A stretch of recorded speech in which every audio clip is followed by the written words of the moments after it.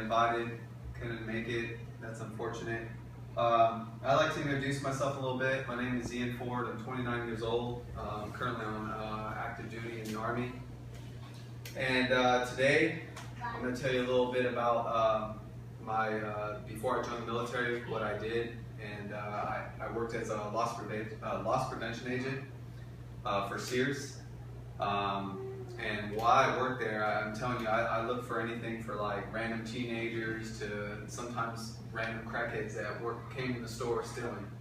I loved working there. I worked in a store out of Concord, California, and hopefully after I finish a successful career in the military, I'll be able to start another career as loss prevention agent. Alright, some of the things that we'll discuss today is the definitions of a shoplifter, some of the shoplifter's appearance and techniques, and ways to stop and prevent shoplifting. Alright, so what is shoplifting? Shoplifting usually refers to, something that was stolen that wasn't yours, something that belongs to an owner that owns that product that you stole without making a deal or conversating, exchanging money or something in that matter. Something that doesn't belong to you, you took. Alright, so we'll go over a little bit of statistics of shoplifting. According to the NASP, the National Association for Shoplifting and Prevention, there are roughly 27 million shoplifters, or 1 in 11 people in our country as of today. Beyond 10 million people have been captured shoplifting in the last 5 years. Alright, roughly 25% of shoplifters are kids, 75% are adults, and 55% of the adult shoplifters say that they began shoplifting in their teens. Shoplifters' appearance, common techniques, and use to shoplift. So one thing I'm going to cover is the number one way to catch a shoplifter is using their eyes. Alright, you'll always be able to catch a shoplifter on the way they look. Where they're looking around, they'll always try to look for cameras. Alright, they'll look for cameras, they'll look for people that are around them. And you could just, if you're a loss prevention agent, the first thing you're going to pay attention to is somebody in the store that's already suspicious, is you're going to look for their eyes and where their eyes are looking. They're going to look at the cameras, they're going to look who's around them.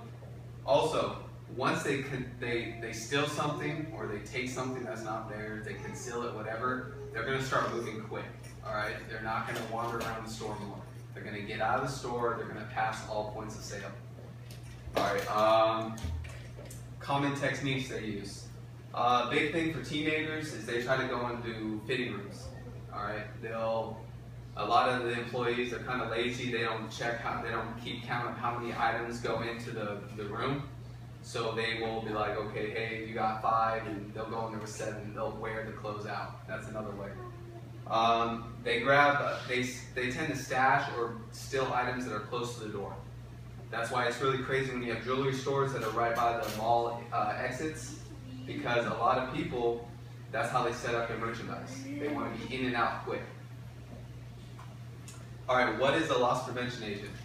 A loss prevention agent is basically a department, a store, a franchise, somebody that they hire to do, they prevent their merchandise. They go and they train this loss prevention agent. Usually they're in plain clothes, and they want to make sure that they protect the merchandise. And the only reason they do that is for maximum sales at the end of the year. They want to get the most money for their product.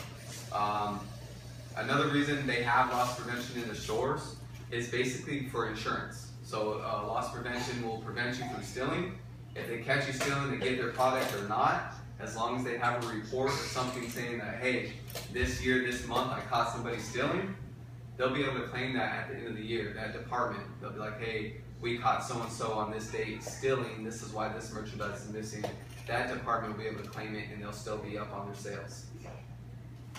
What does a loss prevention agent do? Basically, a loss prevention agent is hired for the sole purpose to protect the department's merchandise or stop the loss of money in the department. They not only surveillance civilians in the store, they look at employees too for fraud.